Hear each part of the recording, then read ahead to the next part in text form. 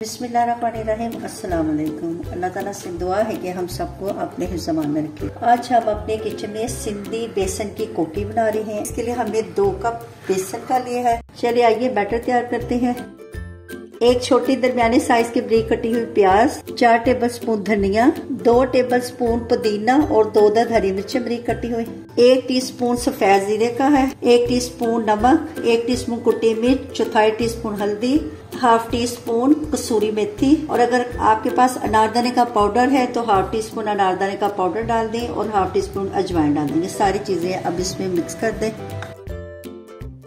जैसा कि आपको मालूम है कि बेसन जो है वो शुगर के मरीजों के लिए बहुत अच्छा है और वैसे भी हेल्थ के लिए इसके बहुत से बेनिफिट हैं।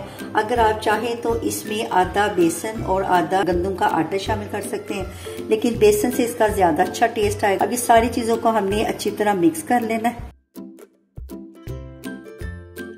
अब इसके अंदर हमने 6 से 7 टेबलस्पून ऑयल के डालने हैं, लेकिन थोड़ा थोड़ा करके डालें। पहले हम ये 3 से 4 टेबलस्पून ऑयल के डाले हैं। अब इसको ऐसे हमने क्रम्बल करना है, मिक्स करना है मुट्ठी से, ताकि सारे जो बेसन है उस पे ऑयल अच्छी तरह लग जाए। अब ये जो बाकी का ऑयल है ये भी सारा इसमें शामिल कर दें। ये देखें, ये अभी बेसन ज्यादा खुशक खुशक लग रहा है। इसमें हमने 2 टेबलस्पून और डाले ऑयल के।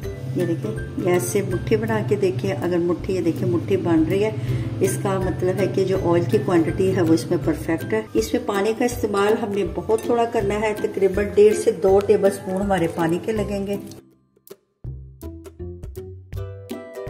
बेसन और सारी चीजों को हमने अच्छी तरह ऑयल डाल के मिक्स कर लिया। ये देखें, डो काफी हार्ड रखनी है। पानी की क्वांटिटी बहुत कम, 3 से 4 टेबलस्पून हमारे पानी के लगे हैं।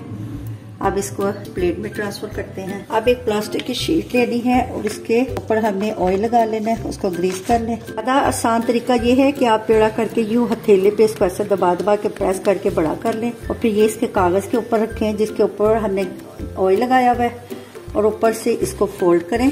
अब बेलने के साथ हमने इसको थोड़ा थोड़ा सा बेल लेना है।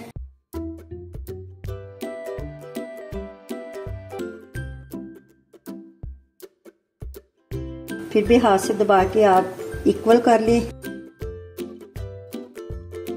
तकरीबन 8 से 10 मिनट लगेंगे। मीडियम टू लो फ्लेम पे इसको हमने पकाना है, ताकि जो हमारा बेसन है वो अच्छी तरह पक जाए। थोड़ी थोड़ी देर बाद इसकी साइड हमें चेंज करते जाना है, ताकि दोनों तरफ से ये क्रिस्पी और क्रंची बने। इसको आप चाय के साथ भी खा सकते हैं और वैसे भी खा सकते हैं।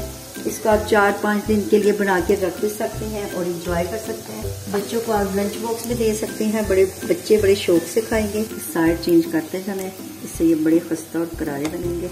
आंच हमने बिल्कुल हल्की रखनी है, मीडियम टू लो फ्लेम पे इसको हमें पकाना है। दोनों साइडों से देखिए क्रिस्पी और क्रंची हो गई है। 8 से 10 मिनट इसको आपने लाजमी पकाना है, फिर ये बहुत खस्ता और बहुत मजे की बनेगी। अल्हम्दुलिल्लाह हमारी बेसन की सिंधी कोकी रेडी हो गई है। देखने में भी इसका लुक बहुत अच्छा, खाने में भी बहुत मजे की और टेस्टी है। आपकी तरफ से लाइक और सब्सक्राइब करना हमारी मेहनत का इनाम होता है। ऊपर से जितनी क्रिस्पी है, अंदर से यह बहुत सॉफ्ट और मजे की बनी है। आपने इस रेसिपी को जरूर ट्राई करना है और कमेंट्स में बताना है। अच्छा जी, आप इजाजत दें, नई रेसिपी के साथ हाजिर होंगे। अल्लाह।